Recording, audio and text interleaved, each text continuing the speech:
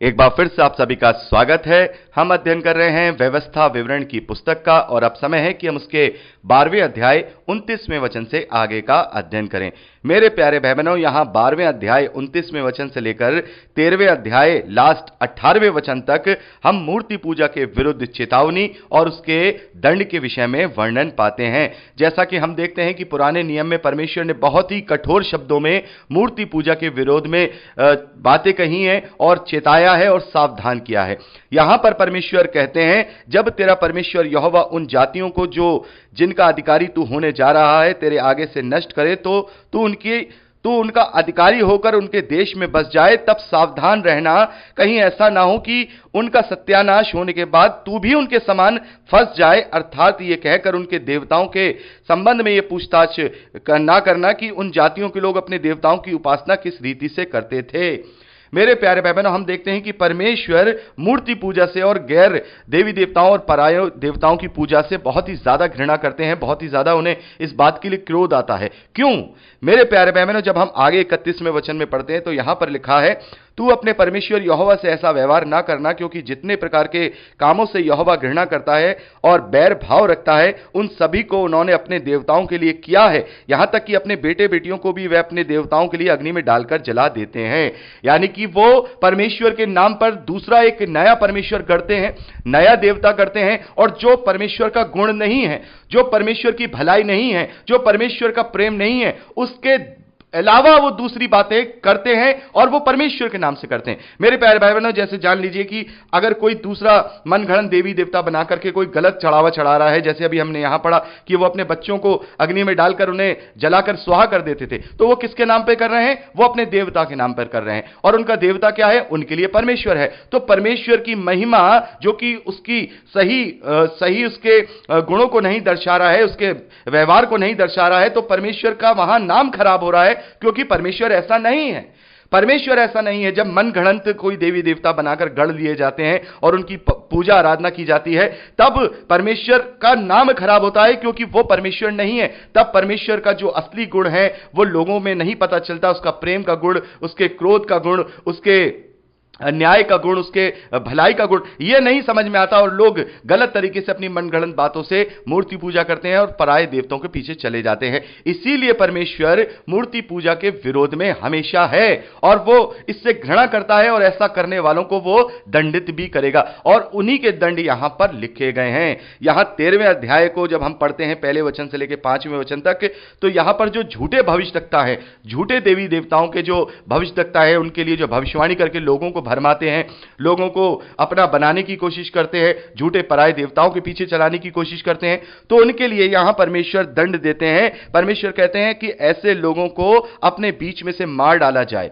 ऐसे लोगों को अपने बीच में से मार डाला जाए, उन्हें घात कर दिया जाए, उन्हें इजरायलियों में से नष्ट कर दिया जाए। यदि कोई इजरायली झूठे देवी देवता के पीछे चलकर उसका भविष्यवक्ता बन जाए, उसका नबी बन जाए, तो उसे अपने बीच में से नष्ट कर देना। और आगे देखिए, यहां 6ठे वचन से लेकर के हम जो 11वें वचन तक पढ़ते हैं, तो यहां पर यह भी लिखा है कि यदि तेरा सगा भाई, तेरा बेटा बेटी, तेरी अर्धांगिनी यानी तेरी पत्नी, या कोई प्राण से भी प्रिय तेरा कोई मित्र, यदि तुझे ये फुसला करके दूसरे देवी देवताओं के लिए तुझे फुसलाने लगे, तुझे कहने लगे कि नहीं यहोवा झूठा है, परमेश्वर ये यहोवा झूठा है, ये देवता सच्चा है, तब उसके लिए भी यहां पर देखिए परमेश्वर क्या आज्ञा दे रहा है। बहुत ही कठोर आज्ञा यहां परमेश्वर दे रहा है।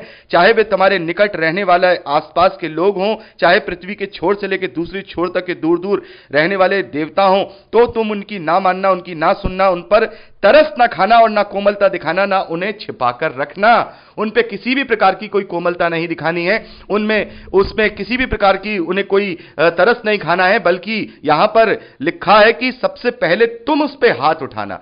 जिसका भाई हो, जिसकी बहन हो, जिसकी पत्नी हो, जिसका सगे वाला हो, सबसे पहले वो उसके ऊपर हाथ उठाए और उसको कलीसिया पूरे इजरायली मिलकर के घात कर दें, पथरवा करके घात कर दें, उसे इजरायलियों के बीच में से मार दिया जाए। तो मेरे प्यारे भाई बहनों, ये मूर्ति पूजा का दंड परमेश्वर ने इस्राएलियों को दिया है कि यदि कोई मूर्ति पूजा करके दूसरों पूजा करता है और दूसरों को उकसाता है तो उसको पथरवा करके मार दिया जाए, चाहे वो झूठा भविष्यवक्ता हो, चाहे वो कोई सामान्य इस्राएली हो जो दूसरों को फुसला रहा है, अपने पति को फुसला रहा है या कोई अपने बच्चे को फुसला रहा है या किसी और को भी फुसला रहा है, दोस्त को फुसला रहा है, उसको सबको बीच में से पकड़ करके घात कर दिया जाए, उन्हें पथरवा करके नष्ट कर दिया जाए।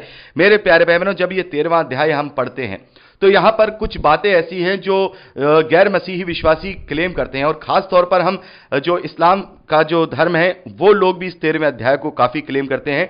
शायद आपके लाइफ में कभी ऐसा क्लेम आया हो या नहीं आया हो, लेकिन हम जब अध्ययन कर रहे हैं तो पूरी बातें मैं आपके साथ लेकर के चलूंगा ताकि आप इसके विषय में जवाब देने वाले हो सकें। कभी भी आपके जीवन में कोई ऐसी परिस्थिति आए, यदि कोई अन्य जाति से गैर मसीह विश्वासी, चाहे वो इस्लाम धर्म वाला हो, चाहे वो हिंदू धर्म वाला हो, चाहे किसी बौद्ध धर्म वाला हो, चाहे कोई भी हो, अगर वो इस बात को लेकर के कहता है तो हमें इसका जवाब देना होगा। यहां पर जो लिखा है कि जो एक तरीके से देखा जाए कि इज़राइल के यहोवा को जो छोड़ देगा उसको घात कर दिया जाए। तो मुस्लिम कहते हैं कि क्योंकि मुसलमानों में ये होता है कि अगर किसी ने इस्लाम धर्म एक बार अपना लिया है और उसके बाद अगर उसने इस्लाम धर्म छोड़ दिया है तो मोहम्मद साहब जो उनके नबी हैं उनके कहे अनुसार उसे काट दिया जाए, उसे जान से मार दिया जाए। तो वो कहते हैं, जब हम मसीह विश्वासी उनसे कहते हैं कि भाई देखिए आपके धर्म में ये गलत बात बताई है और मोहम्मद साहब ने इस प्रकार से जो बात की है, भाई सबकी अपनी मर्जी है, जो जिसको मानना चाहे, ये क्या बात हुई कि भाई इस्लाम छोड़ दिया तो उसको जान से मार दिया जाए। तो वो लोग कहते हैं देखिए आपके परमेश्वर यहोवा ने भी तो इजरायलियों को ये आज्ञा दी थी कि अगर कोई इजरायली अगर मूर्ति पूजा करने लगे तो उसे घात कर दिया जाए, उसे पत्थरवा कर मार दिया जाए। तो मेरे प्यारे भाई बहनों, यहां पर हम क्या देख रहे हैं, क्या परमेश्वर ने यह आज्ञा समस्त मानव जाति को दी है? क्या जो इजरायली है वो कोई दूसरा इजरायली बन सकता था? अगर उस समय में अगर हम चले जाएं तो कोई भी दूसरा मनुष्य जो अन्य जाति से है, जो गैर इजरायली है, क्या वो इजरायली बन सकता था? उसका जवाब है नहीं, क्योंकि परमेश्वर ने इजरायलियों को अपनी निज प्रजा बना के एक खास प्रयोजन के लिए रखा था। परमेश्वर ने खास प्रायोजन रखा था, क्योंकि यदि परमेश्वर उन्हें छूट देते थे, जैसे कि हम नए नियम में देखते हैं प्रभु यीशु मसीह ने सारी छूट दी हुई है, हम तो अपने शत्रुओं से भी प्रेम करते हैं, हमें तो कोई इस प्रकार की आज्ञा नहीं दी गई है, लेकिन वहां क्यों दी गई है हम अच्छी तरह से जानते हैं। यह परमेश्वर का प्रायोजन है, यह कोई छोटी मोटी चीज नहीं था। अगर वहां उनके बीच में पराये देवी देवता आकर पैठ कर जाते तो फिर परमेश्वर का नाम कौन बचाता? यीशु मसीह के आने तक कौन बचाता? तो यह परमेश्वर का प्रायोजन था केवल 1500 सालों तक का, केवल 1500 सालों तक का, और वो भी केवल इजरायलियों के बीच में, समस्त मानव जाति के लिए नहीं। यही बात उन अपने मुस्लिम भाइयों को समझानी है, क्योंकि मुस्लिम कोई भी बन सकता है, कोई भी मुसलमान बन सकता है, इस्लाम धर्म ग्रहण कर सकता है, और उसका कोई प्रायोजन कोई लंबा नहीं है। यहां पर इसका प्रायोजन है, और बाइबल हमें साफ तौर पे इस बात को करने के लिए मना करता है। यह कुछ समय पीरियड तक थी, यह अब नहीं है। तो वो कैसे कह सकते हैं कि परमेश्वर ने इसकी आज्ञा दी थी? परमेश्वर ने इसकी आज्ञा दी थी, लेकिन कुछ समय तक के लिए दी थी। अब वो प्रायोजन पूरा हो गया, अब वो आज्ञा खत्म। अब चाहे मसीह विश्वासी कुछ और धर्म ग्रहण कर ले, इस्लाम धर्म ग्रहण कर ले, हिंदू बन जाए, बौद्ध बन जाए, कोई उसे मारने नहीं जाने वाला है, कोई उसे मारने नहीं जाने वाला है। क्यों? क्योंकि अब वो प्रायोजन पूरा हो चुका है। लेकिन जो इस्लाम का जो कॉन्सेप्ट है वो बहुत अलग है। इस्लाम और इजरायलियों में बहुत फर्क है। इजरायली केवल याकूब की संतानें ही थे, वो एक छोटा ग्रुप था, वो परमेश्वर की प्रजा था। एक तरीके से उन्हें एक कार्य सौंपा गया था, एक उस जाति को कार्य सौंपा गया था। उस जाति में से जगत का उद्धार प्रभु यीशु मसीह आने वाला था, उसको ये कार्य सौंपा गया था। इसलिए सारी बातें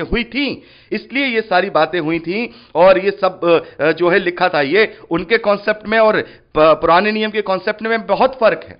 क्योंकि अब ये कॉन्सेप्ट खत्म हो गया है, लेकिन उनका कॉन्सेप्ट कभी खत्म नहीं होगा, क्योंकि उनका प्रायोजन खत्म नहीं हुआ है। उनका प्रायोजन खत्म नहीं हुआ है। अब कोई इजरायली नहीं रहा, अब कोई यहूदी नहीं रहा, अब कोई यूनानी नहीं रहा, अब कोई नर नहीं रहा, अब कोई नारी नहीं रहा, अब सब मसीह में एक हो गए हैं। अब सब मसीह में एक हो गए हैं, इसलिए अब इसका कोई प्रायोजन नहीं है, और ये केवल लिखा गया है, हम इसे मानते नहीं हैं, क्योंकि प्रभु यीशु मसीह ने इन सब बातों को अपने आने के द्वारा पूरा कर दिया है। तो ये अब शिक्षा नहीं है, ये हमारे लिए शिक्षा नहीं है। और चूंकि हम जानते हैं कि उनकी आधी से ज्यादा शिक्षाएं तौरात से ही ली गई हैं, जो ये नबूवत की जो उन्होंने बातें की हैं वो तौरात से ही सारी बातें ली गई हैं। और हम बहुत सारी हदीसों में भी इस बात को पढ़ सकते हैं। खैर, मैं इसके विषय में बात नहीं कर रहा हूं कि तौरात से ही सीखने के लिए कहा गया है, तो तौरात से सीख के सारी बातें की गई हैं। लेकिन तौरात में जो जाति बताई गई है वो स्पेशल जाति है, इजरायली जाति।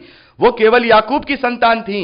आप इजरायली नहीं हैं, ना ही आप याकूब की संतान हैं। दुनिया का कोई भी व्यक्ति इस्लाम धर्म को ग्रहण कर सकता है, तो इस तरीके से वो ये उन पर लागू नहीं होगा, क्योंकि यहां पर एक अलग प्रायोजन, एक अलग प्लान, एक अलग योजना थी जिसकी वजह से ये सारी बातें की गई। अगर परमेश्वर ये सारी बातें उस वक्त ये नहीं करता तो आज हमारे पास सच्चा वचन नहीं होता, प्रभु यीशु मसीह नहीं होता, प्रभु यीशु मसीह की वो उद्धार नहीं होता, उसका प्रायश्चित नहीं होता, हम किसी भी प्रकार से फिर उसकी सहभागिता में नहीं जा सकते थे, परमेश्वर की उस विरासत में नहीं जा सकते थे। तो हमें समझना होगा कि ये परमेश्वर का प्रायोजन था, उसकी योजना उसने जगत की उत्पत्ति से बना ली थी, पहले ही बना ली थी, ताकि हम परमेश्वर के निकट प्रेम में निर्दोष और पवित्र ठहरने पाए। तो ये तो हो गया यहां पर इस्लाम वालों का। अब जो दूसरे धर्म वाले हैं वो आकर के कहते हैं कि ये सारी चीजें, तो उनको हम इस तरीके से भी बता सकते हैं, और उनको हम ये भी बता सकते हैं कि यहां पर जो ये दंड दिया जा रहा है, किसी के कन्वर्ट होने के ऊपर दंड नहीं दिया जा रहा है। कोई अधर्मी हो रहा है तो हो जाए,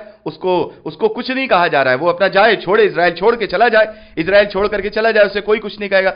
लेकिन यहां पर फुसलाने वालों के लिए कहा जा रहा है, जो खुद तो परमेश्वर के विरोध में जा रहे हैं, लेकिन वो दूसरों को भी उनको परमेश्वर के प्रायोजन को खत्म करना चाह रहे हैं। तो ऐसे इजरायलियों के बीच में, इजरायलियों का ये निजाम था, उनका संविधान था, परमेश्वर ने उन्हें दिया था, क्योंकि उनका राजा केवल परमेश्वर था, वो परमेश्वर के संविधान पे चलते थे, वो परमेश्वर की प्रजा थे, इसलिए कुछ समय तक ये सारी बातें उनके साथ हुई हैं। लेकिन यहां ऐसे कोई संविधान नहीं है, और दूसरे धर्मों में कोई संविधान नहीं है। हाँ, हम इस्लाम में देखते हैं कि इस प्रकार से तौरेत से लेकर के उन्होंने ये चीज ले ली है, लेकिन वो भी गलत कॉन्सेप्ट है, क्योंकि अब मसीह विश्वासी इस बात को नहीं मानते हैं, क्योंकि ये हमें मानने के लिए इस पुस्तक में नहीं दिया गया है, बल्कि ये जानने के लिए दिया गया है।